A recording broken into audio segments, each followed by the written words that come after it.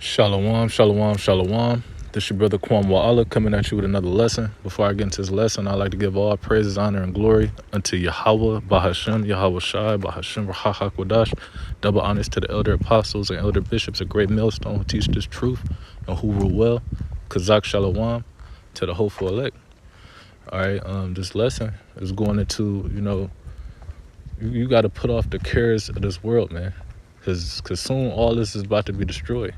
Having a party or go out spirit, all the time, man. This is right now is not the time, for folly. You got to understand the times that we living in, because ain't nothing about to be good out here for an Israelite man, woman, or child, man. So soon, all right, all hell is gonna break loose, all right, and you haven't built up your spirit to be in them times, all right, because too much of this you dwell in this world, man. All right, and we already know what happens when you like the scriptures talk about with Lot's wife. All right, the cares of this world, man. You ain't supposed to be, tidying. You're supposed to use the world, but not abuse it, man. Get what you need out of it and keep it going, But I'm gonna just get right into it. This is Hebrews 11 and 24. It says, by faith, Moses, when he was come to years, refused to be called the son of Pharaoh's daughter, or which is Egyptian. All right, he wasn't with the customs, the way of the daily life, even the dainty things that he received. All right, he knew he wasn't a part of that lifestyle. All right, he knew that wasn't his culture, man.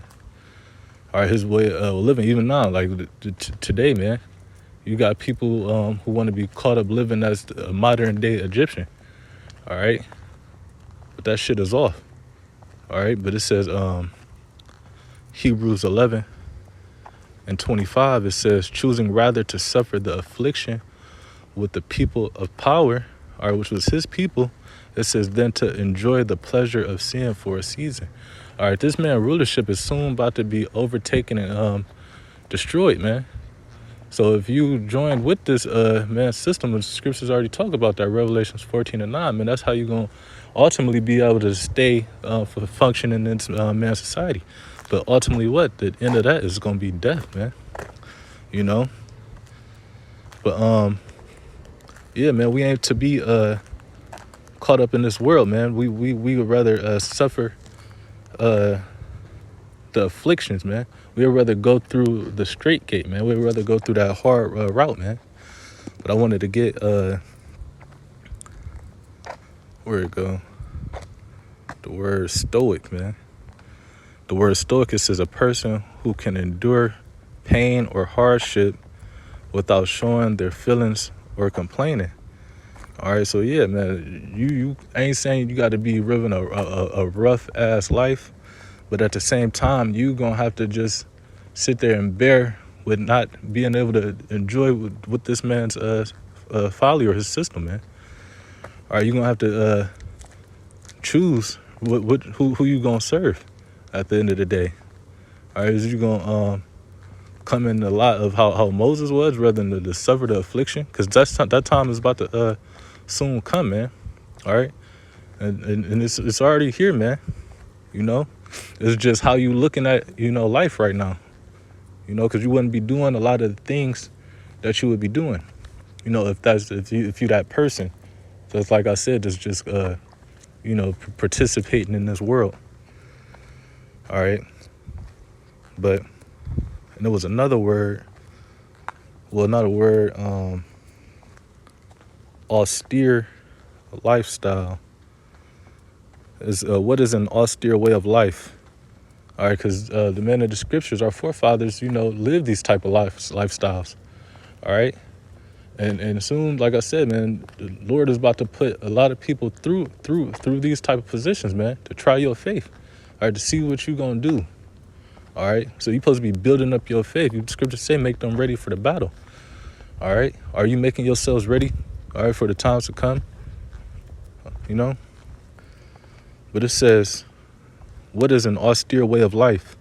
It says an austere way of life is one that is simple, without luxuries, all right, You got, people that's used to wanting and getting all these things, all right, these dainties, all right, but soon that's all about to be, stripped away from you, you know.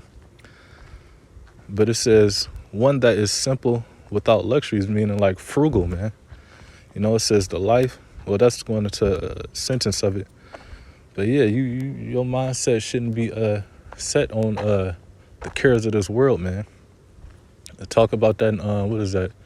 2 Peter 3, I think 10. Says the matter of fact.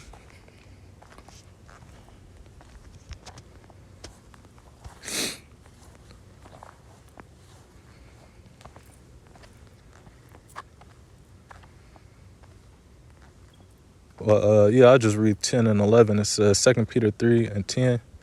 It says, but the day of the Lord will come as a thief in the night. All right, coming in the times of unawares for the people that's not watching, just like the times of Noah.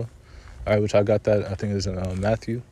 All right, it says, in the time which the heavens shall pass away with a great noise, what's that going to be, the missiles, all right, hitting Babylon all over, man. Making the earth rock to and fro like a drunkard. It says, and all the elements shall melt with fervent heat, and the earth and also the works that are therein shall be burned up, man. And don't think that you're not a part of this work. You're an element too, man. The scriptures talk about how your eyes and your tongue shall consume away in their holes, man. But it says, seeing, this is what I was getting at, verse 11, it says, seeing then that all these things shall be dissolved, what manner of person ought you to be in all holy conversation and godliness? So what type of person ought you to be in, right now, man? All right, knowing that all this is about to happen, you should have like Noah, move with fear, man. I mean, don't get me wrong, ain't nothing wrong with having, a little folly or, going out, but don't make it like a thing of every week, pick out something that suits your lifestyle, that makes you more comfortable in a way, as this time go. But don't overdo it.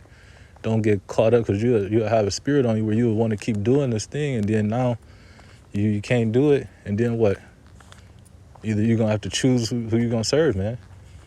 All right, so you don't want to, like I said, fall into this lust.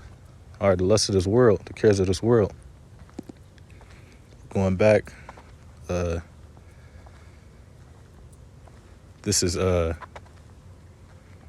John 2 and 15. It says, love not the world, neither the things that are in the world. All right, the stuff that this flesh fall for, the stuff that Esau puts out here, that ultimately what promotes sin. All right, and what the scriptures say, the wages of sin is death, man. All right, especially the ways that this world is ran. All right, is not ran right, and the things that have been turned upside down. All right, that's why you are not to love this world. Scripture say the wisdom of this world is foolishness. All right, but it says neither the things that are in the world. All right, but it says if any man love the world, the love of the Father is not in him. All right, so you're supposed to use the world, but don't abuse it, man.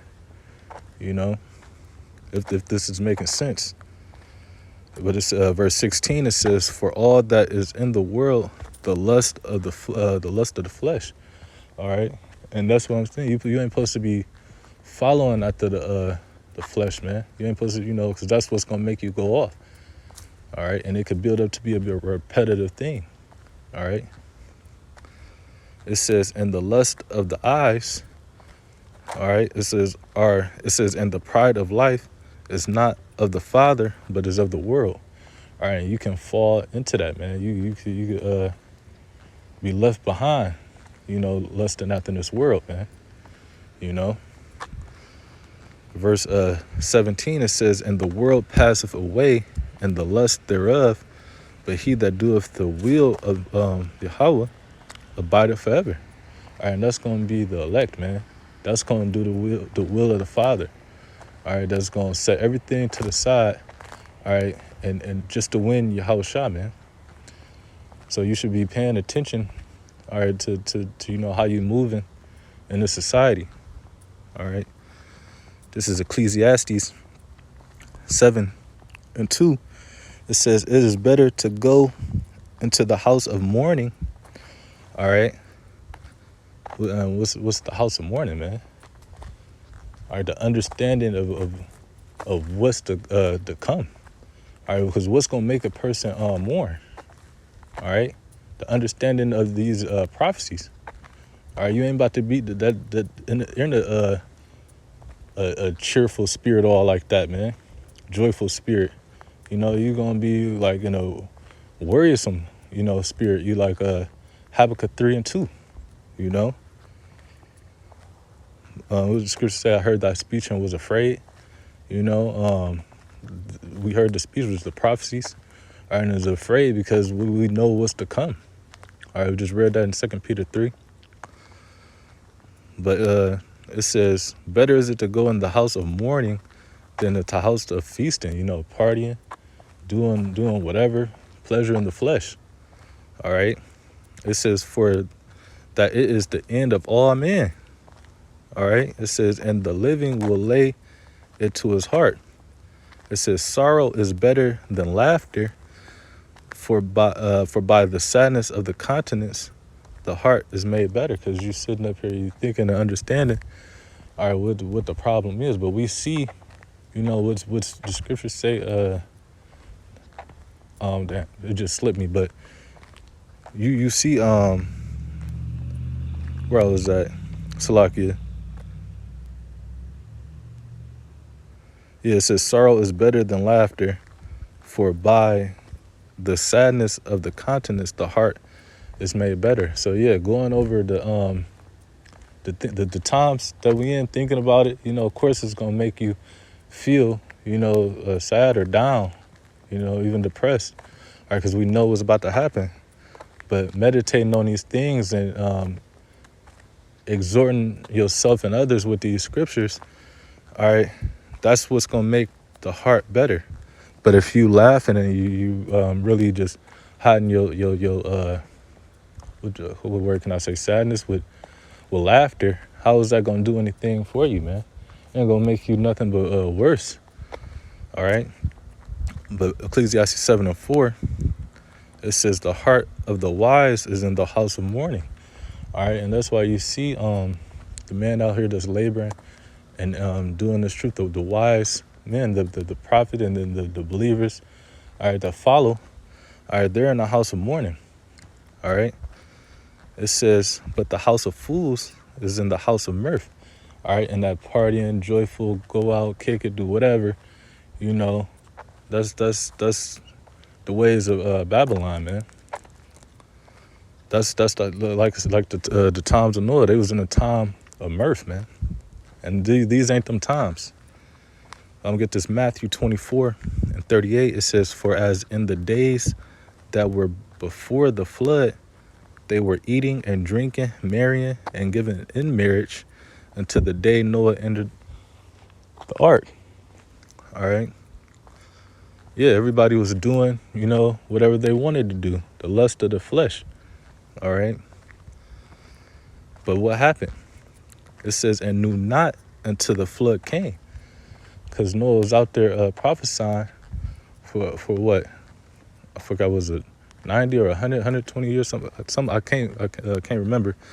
But prophesying that long. But what you think happened? All right, that first raindrop came. All right, then more came. And then now it's just pouring like it's just people just dumping buckets. Then the earth started breaking up and the water came from up underneath. All right, what you think they was thinking, man? It's about to be it's about to be the same way when the Lord come back. All right, but he coming back with fire, man.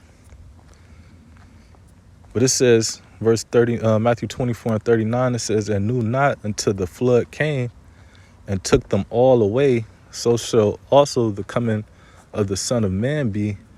Then, and that's how it's gonna be. We just went into it. But verse 40, it says, then shall two be in the field, the one shall be taken and the other left. All right, why do you think the other person was left? All right, because they didn't put their diligence, they didn't they call an election sure, or they just wasn't part of the elect, man.